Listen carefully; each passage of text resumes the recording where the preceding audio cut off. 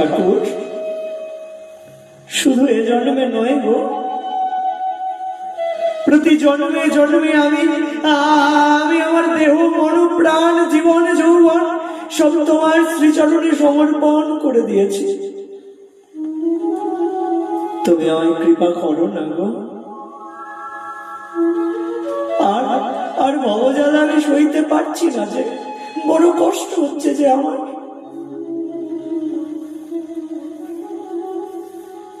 আর পারছি না। কার কাছে যাবো আমি? তুমি যদি কৃপা না করো, তুমি কার কাছে যাবো বলো তো? ও ঠাকুর, তুমি নাকি পতিত পাবন। তুমি যদি পতিত পাবন হও, তবে তবে আমার মতন পতিত জগতে আরেকটিও নয়। বড় অপরাধী যে আমি,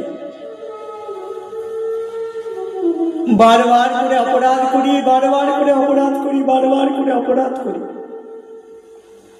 কিন্তু আমার একটি বিশ্বাস আছে, আমি যত বড়ই অপরাধী হই না কেন, আমাকে উদ্ধার করবার জন্য তুমি আছো। তাই তো এত এত অপরাধ করেও আমি কি করেছি জানো? আমি তোমার চরণে শরণাপন্ন হয়েছি। তোমার এক নাম না অচ্যুত? কাউকে তুমি তোমার চরণ থেকে চ্যুত হতে দাও না।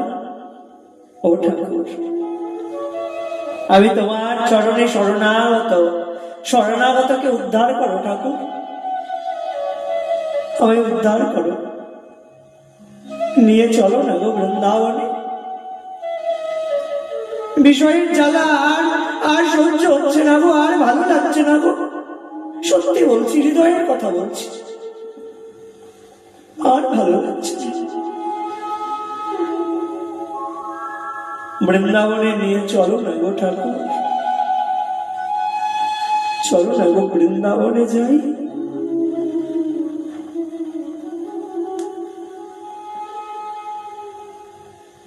চলো না গো,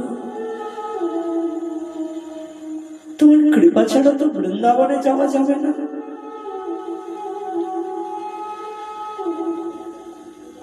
তুমি একবার কৃপা করো না গো, চলে যাই বৃন্দাবনে। ভালো লাগে না গো। কাটা বনের কাটার খোঁচা খেতে খেতে শরীরটা যেন জর্জরিত হয়ে গেছে জানি। তবুও সংসারের মধু যদি এক ফোঁটা আবার জিহ্বাগ্রে স্পর্শ করে, আবার ভুলে যাব, আবার এমন করে বিষয়ে বিষয়ে মেতে উঠবো, বিষয়ে বুঝে থাকবো। কিন্তু তবুও বলছি ঠাকুর, একবার কৃপা করো না গো, একবার নিয়ে চলো না গো বৃন্দাবনে। একবার বৃন্দাবনে যাই। বৃন্দাবনে গিয়ে অমন করে ধুলায় গড়াগড়ি যাই। একবার নিয়ে চলো না গো বৃন্দাবনে।